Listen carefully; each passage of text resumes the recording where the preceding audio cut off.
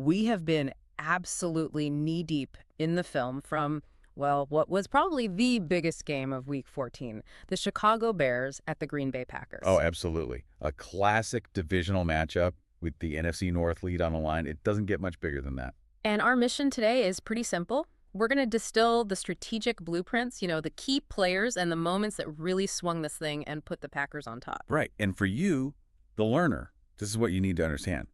This game was a clash of two totally different offensive philosophies. Yeah. And it really came down to execution on those critical third downs. We're going to look at how Green Bay won, and maybe more importantly, how close Chicago came to flipping the script. Let's start with Green Bay's plan then, because watching the film, their efficiency was almost terrifying. The whole strategy was simple. Run the ball with Josh Jacobs and then use that to create huge passing plays.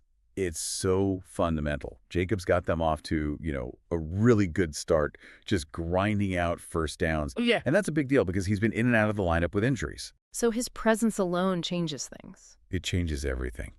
His ability to get those tough yards on, like 3rd and 1, it gives the whole offense stability. It lets Jordan Love settle in. And that stability, it's about more than just yardage, right? It's about limiting mistakes. Precisely. The analysis calls Love a high-percentage passer. But that's not just him. It's the system.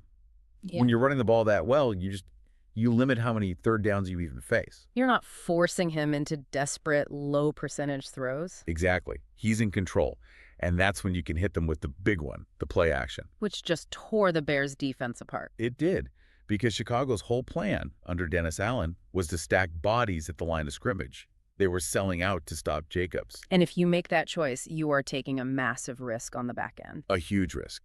And the first Christian Watson touchdown is the perfect example. The Bears commit everyone to the run fake, and suddenly you've got a one-on-one matchup with a receiver on a safety. Watson on Bayard, that's a foot race you want if you're the Packers. Every single time. You just see Watson's speed. He just runs right away from him for the score.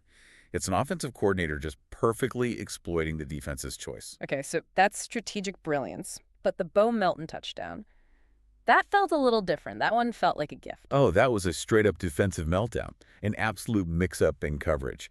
The film shows it was a variation of cover 2, a zone. So there's supposed to be safety help over the top. Supposed to be. But the communication just fails. The analysis said it best. There was nobody on the back half of the field. The safety never rotated. So Melton is just running free. Completely free. An Okay. easy touchdown at this level, but it shows you the kind of chaos that offense can create. And it all comes back to that one word, execution. Yeah. Especially on 3rd down. We have to hit this stat. Green Bay is the best third down team in the league. And in this game, they were 6 of 9. 6 for 9. That's just deflating for a defense. It's game-changing. You kill the clock, you wear them down, and you just snatch away any momentum Chicago tries to build. That's why they're leading the division. Okay, so let's pivot to the Bears then. Because if Green Bay was surgical, Chicago was more like controlled chaos. Yeah. All built around Caleb Williams. Yeah, their whole plan was about his mobility, his ability to extend plays, and then this really tough interior run game to kind of set the table for him. And Williams' talent was just, it was everywhere. I'm thinking of that 4th and 1 fake where he just races around Rashawn Gary for the first down. Right. I mean, making an elite rusher like Gary look slow, that's saying something. And his arm talent, too. That throw, the strike over the middle to Loveland was called one of his best of the day. Just a laser into a tight window. And what about the dart to Coltomet? Williams is on the run, he's escaping pressure, and he still delivers a perfect pass. He just breaks all the rules of quarterbacking. He does. And the touchdown to Olamide Zacchaeus was the perfect example of that. They designed the play to get him outside of the pocket. And the throw itself it was pure Caleb Williams, that low sidearm delivery that just gets barely through the arms of Nixon in coverage. An impossible angle. But for all that magic, they were still committed to a physical run game. Oh, very much so. DeAndre Swift, he's such a great north-south runner. There was one drive where I think 6 of 7 plays were runs. Wow. Yeah. It showed how much they trust that offensive line, guys like Dahlman in the middle, to just be tough and control the line of scrimmage. And they had some creativity in there, too. That little shovel pass to Swift was a great call. It's a beautiful wrinkle. Just little misdirection to keep the defense honest. And then you had the running back, Manangai, just powering in backwards for the 2-point conversion. Pure effort. And this is the big contrast. All that effort didn't translate on 3rd down, at least not early. While Green Bay is 6 of 9, the Bears started out 1 of 7. And that's the whole story right there. That disparity is massive. It means their drives kept stalling out, and it puts all the pressure back on Williams to be a hero on every single play. Which is just not sustainable. And that brings us to the end of the game, where defense and those big turnover moments really decided things. Green Bay's pass rush is just full of closers, and you saw it late in the game. Micah Parsons, especially. Yeah, the analysts were calling him their closer. He had that huge hustle sack on Williams. The Bears line just really struggled to handle him and Rashawn Gary all day. They kept Williams uncomfortable. Constantly. But the Bears defense, they did land the first punch, didn't they? They did. That early interception by C.J. Gardner-Johnson off Jordan Love, that was a huge momentum swing at the time. It really felt like Chicago was there to play. Absolutely. And they fought all the way to the end. I mean, they tied the game in the fourth quarter with maybe the cleverest play of the season. The touchdown to the offensive lineman, Theo Benedette. Such a brilliant design. He goes in motion, and the defense is so keyed in on the run, he just slips out the back, completely unobserved. The commentary said they didn't even see him. Nobody saw him. It was an incredible call to tie the game. But Green Bay they didn't blink. They went right back to their bread and butter. Back to Josh Jacobs. And that final scoring drive, he had that special run down inside the 5-yard line.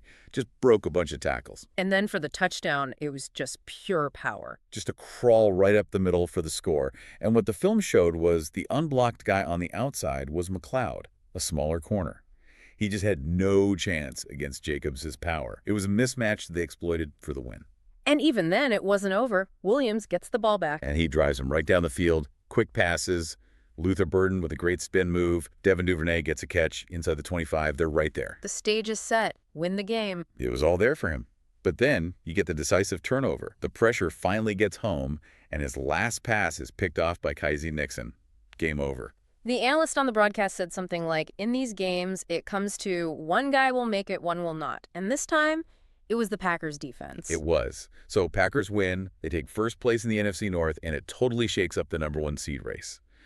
The Bears gave a valiant effort, but in the end, it was that structure versus chaos. It really was. And, when you think about the bigger picture for Chicago, this game just shows you the weight on Caleb Williams' shoulders. That city is desperate for an answer at quarterback. For decades. Right. And you can see his brilliance is real. But that strategic difference, that 6 for 9 versus 1 for 7 on third down, that shows you how far the rest of the structure needs to come to really support him.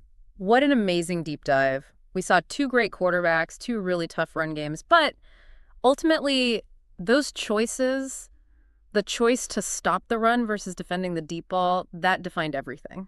And that's the final thought for you to chew on.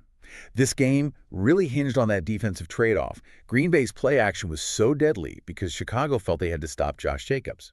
So the question is, moving forward, is that blueprint so powerful that defensive coordinators are now forced to make that same catastrophic choice, to sacrifice their deep coverage, even when they know a guy like Christian Watson is just waiting to exploit it?